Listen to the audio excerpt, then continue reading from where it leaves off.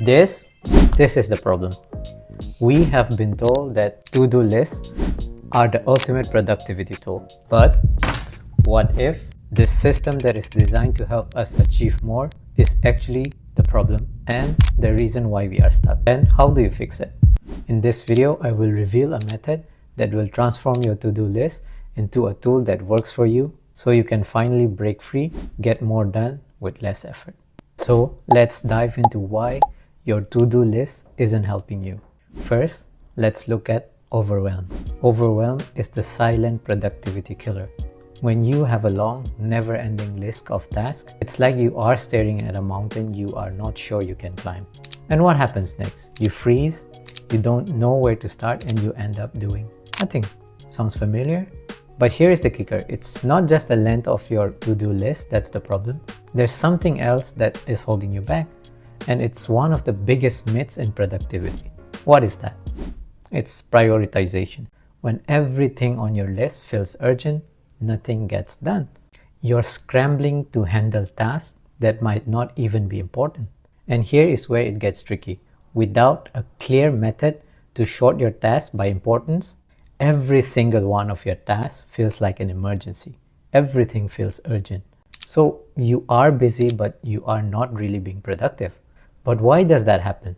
That brings us to the third reason why your to-do list is sabotaging you. Lack of strategy. Without a strategy, your to-do list is just a list. It's not a tool for success. It's a ticking time bomb of tasks that is just waiting there to overwhelm you. But why does this matter? Because without fixing your to-do list, you're wasting time, energy, and motivation. You're moving, but you are not really moving forward. And here's the thing, you don't want to be busy. You want to be productive. Imagine this, what if you could learn a method that will reduce the chaos and actually helps you focus on the task that really matters most? So what's the solution?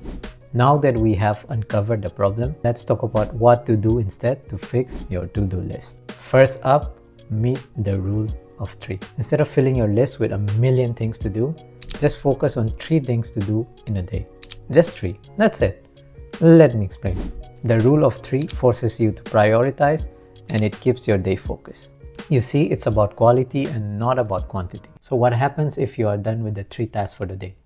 Well, take your day off, you're done for the day. You don't need a long list. You just need 3 impactful tasks for a day. Now here is the next game changer, time blocking. But this isn't your usual advice. Instead of just listing your tasks, schedule specific time for each specific task. You're not just saying, I need to do this today. Instead, you're saying, I need to do this at 9, I should do this at 9, or I'll do this other thing at 12, I'll do this other thing at 10 p.m. Believe it or not, time blocking gives structure to your day and makes you accountable to yourself. Prioritize your tasks based on urgency and importance. We have already discussed what was the problem and what we should do, but now let's get practical. So how do you actually fix your to-do list? Use the Eisenhower Matrix. This tool helps you prioritize your tasks into 4 different kinds based on urgency and importance. And here is how it works. Start by categorizing your tasks into these 4 quadrants. Do first. These are tasks that are both urgent and important. They need immediate attention, like meeting a pressing deadline or solving a critical issue. Number 2 is schedule. These tasks are important but not urgent. They are the key to long-term success, like planning, learning, or working on big projects. Schedule them for later to ensure you have time to do them well. Next is delegate.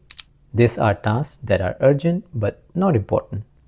This needs to be done, but not necessarily by you. Delegate them to someone else so you can focus on what matters most. And the last thing is eliminate. These are tasks that are neither urgent nor important.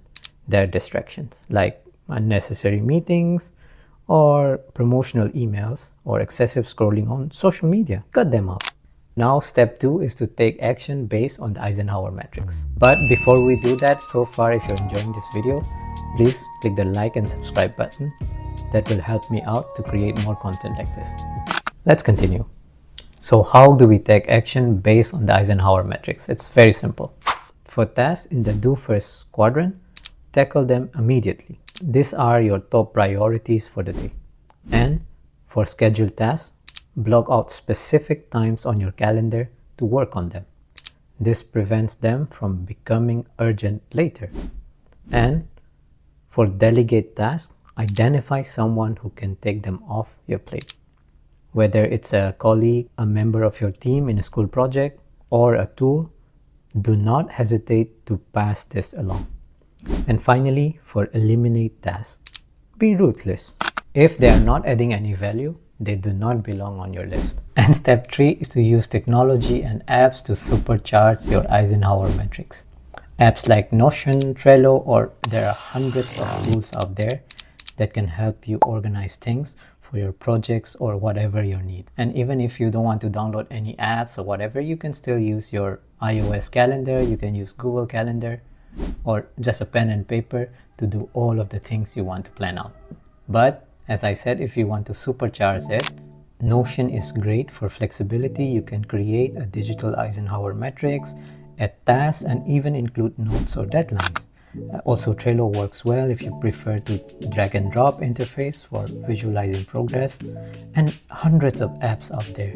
So by using Eisenhower Matrix, you will not only organize your to-do list, but also train yourself to focus more on what really matters and what's more important. And the result, you will feel more in control, you will achieve more by doing less in 2025, and you will be able to free up time for other things to enjoy in life. But what if you are still struggling on how to make a good decision? Well, feel free to check this video out. It will help you make better decisions or the best decisions all the time.